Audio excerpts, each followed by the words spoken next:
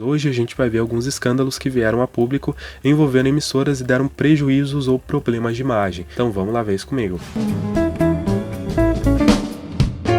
Os telespectadores participavam de votações em determinados programas da BBC e doavam uma quantia para as instituições de caridade. O problema é que, sem querer, a BBC ficou com esse dinheiro. A emissora foi obrigada a pedir desculpas e devolver o dinheiro e diz que isso teria acontecido por conta de um problema lá no computador. Esse caso ocorreu lá em 2008 e chamou bastante atenção. Em um episódio da série Seinfeld chamado Um Dia Porto-Riquenho, Porto Rico era mencionada várias vezes e exibiram uma cena da bandeira do país sendo queimada. Várias pessoas se sentiram ofendidas e a rede de televisão NBC se desculpou. Diz que não houve a intenção de ofender ninguém e o caso teve repercussão mundial. A TV Pernambuco, emissora estatal em 1990, decidiu colocar no ar em horário nobre uma fita que causou muita polêmica. Gravada no Carnaval no Mangue, um folião arriava as calças diante das câmeras. E foi uma polêmica, o Dentel recebeu mais de 50 telefonemas com reclamações. Funcionários denunciaram a direção da TVE nos anos 90. A TV enfrentou controvérsias, incluindo a transmissão de um jogo de futebol sem custos, denúncias de favorecimento político e interferências em programas críticos. A gestão de Leleco Barbosa, filho do Chacrinha, nomeado por Fernando Collor, foi questionada com acusações de uso indevido de recursos públicos e favorecimento de empresas privadas. Essa crise se intensificou com acusações de corrupção e embargos judiciais, colocando em xeque a administração da emissora e ameaçando o cargo do Leleco. Houve diversas denúncias, como a realização de licitações para contratar roteiristas, editores e cinegrafistas, e mais uma envolvendo a licitação para o aluguel por 5 meses de equipamentos de filmagem para uso externo. Ele também foi acusado de tentar privatizar a emissora. O presidente da TV Educativa, Fernando Lamache, decidiu se demitir. Ainda em 91, o Jornal do Brasil denunciou que a TV Educativa transmitiu ao vivo um jogo de futebol entre os funcionários do Sindicato dos Rodoviários do Rio de Janeiro. Segundo o diretor de operações e produção da TVE, Leleco Barbosa, a transmissão foi uma gentileza que não gerou custos operacionais para a TV. O ministro José Gondenberg decidiu promover uma auditoria geral na TVE do Rio de Janeiro na tentativa de apurar essas denúncias. Leleco saiu da emissora e, terminada a auditoria, segundo o Jornal do Brasil, nada foi encontrado que pudesse incriminá-lo.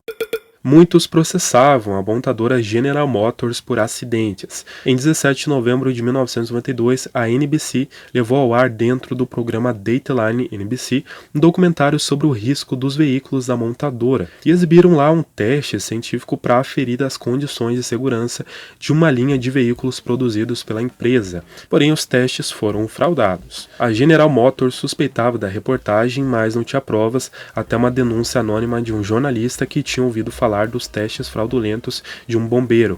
Funcionários da empresa acusaram a NBC de ter enganado o público fraudando o teste. O presidente da NBC News, Michael Gardner, defendeu a emissora e disse que a GM estava apenas tentando desviar a atenção de seus caminhões supostamente bem seguros. A General Motors entrou com processo por perdas e danos contra a rede de TV, alegando que fez isso para proteger sua reputação. Porém, as duas empresas chegaram a acerto financeiro e o processo foi abandonado. A NBC admitiu no ar que havia usado mecanismos incendiários secretos neste teste. Jenny Powler, co-âncora do programa Dateline, que havia exibido os acidentes, disse na frente das câmeras: "Foi uma péssima ideia do início ao fim. Pedimos desculpas aos nossos telespectadores e à General Motors."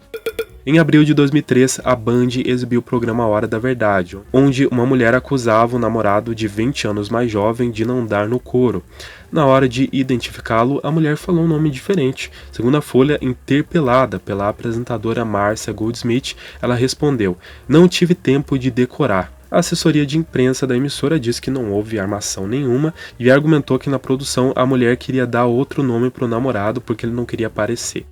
O então presidente dos Estados Unidos, George Bush, ia discursar sobre um acontecimento importante no ano de 2003. A emissora CBS estava encarregada de repassar a imagem para todas as emissoras do mundo por um pool, mas por acidente um dos técnicos acionou um botão por engano. Então a BBC, emissora britânica, mostrou então o presidente se preparando, sendo penteado, maquiado e revendo o discurso que seria pronunciado. A BBC exibiu e todo mundo pôde ver o Bush balbuciando as frases e recebendo recebendo retoques da maquiadora. A emissora teria percebido que a imagem estava no ar por engano, mas não pôde retirar por dificuldades técnicas. A Casa Branca ficou furiosa e as imagens repercutiram no mundo. A BBC pediu desculpas pelo ocorrido. Nos anos 2000, a Band exibiu no Hora da Verdade um caso de uma mãe que teria namorado sem saber o próprio filho. Segundo a Folha, temendo ser surpreendida pela imprensa de que exibia um caso forjado, o próprio programa tomou a iniciativa de expor que era tudo uma mentira. A apresentadora disse que não sabia de nada e que foi enganada pelos atores. Em fevereiro de 1991, um ex-deputado havia invadido os estúdios do programa Sem Censura, chamado pela direção da TVE, para partir para cima do ator Jonas Bloch, que fazia críticas à política cultural do governo de Fernando Collor. No programa ao vivo, o ex-deputado fez ameaças e ofensas ao ator, dizendo que não permitiria que se falasse mal do patrão na casa do patrão. Durante um jogo da World Series de 1988, em 15 de outubro daquele ano da WMJ-TV, um filme para adultos entrou no ar em meio ao jogo. Todo mundo só falava nisso. Após 3 dias de investigação, a causa provável foi um técnico demitido que acionou o botão errado. Um funcionário denunciou uma fraude na TVE do Rio de Janeiro. Em 1989, a Folha de São Paulo noticiava que o Fernando Pamplona havia acusado a direção da FUN TV de ter feito contratos irregulares com o produtor Luiz Carlos Barreto e as produtoras Teletape, Promente e Excel, pagando preços acima do mercado por coproduções cinematográficas. O presidente da FUN TV, Antônio Frota Neto, disse que só falaria sobre as denúncias nos próximos 10 ou 15 dias. Segundo o funcionário, a empresa vinha entregando a empresas particulares a coprodução de filmes e vídeos que poderiam ser feitos pelos próprios funcionários. O cenógrafo citou como desperdício de dinheiro o contrato firmado. E o Pamplona diz que outras irregularidades também estavam acontecendo na FUN TV, como o pagamento de cachê sem recibo ao pessoal da parte técnica. Em 10 de novembro de 1982, durante a transmissão do filme Tem Graham Smiley em uma emissora de Charleston, imagens de um filme adulto entraram no ar. O gerente Gary Driscoll afirmou que um técnico da emissora, por engano, acertou um botão e foi embora antes de olhar para o monitor. Quando ele percebeu o erro, voltou correndo para consertar, mas era tarde demais, o técnico foi suspenso. Em 2003, o programa Hora da Verdade recebeu Alan Ferreira, uma criança que ajudava a sustentar a família catando papéis. O programa recebeu muitas doações e ele teve sua história contada lá e se emocionou quando viu uma arara de roupas e caixas com o logotipo de um supermercado que foram mostradas como doação. A Mari Jaque está oferecendo algumas roupas para você e seus irmãos e o supermercado Futurama oferece cestas básicas para a família por 1 ano, disse a apresentadora. O programa foi exibido no dia 1º de maio de 2003 e só em 6 de junho trouxeram 3 caixinhas com algumas coisas, como arroz, açúcar e feijão. A tia do Alan se queixou das imagens exibidas na reportagem. Deviam ter mostrado a realidade, tinha um prato para lavar na pia e eles falaram que aquilo era nossa comida. Apareceu uma abelha na caneca e disseram que era uma mosca, usaram a imagem do menino e ganharam ibope. E agora? Eles afirmaram ter ficado mais de 1 mês sem ter satisfações da emissora e diziam acreditar que as 3 caixas só foram recebidas em 6 de junho devido aos insistentes telefonemas de um telespectador.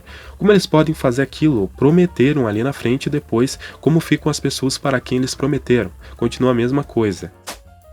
E esse foi o nosso vídeo de hoje, esperamos que vocês tenham gostado. Se sim, deixa o gostei bonito aí embaixo e até o próximo vídeo. Tchau!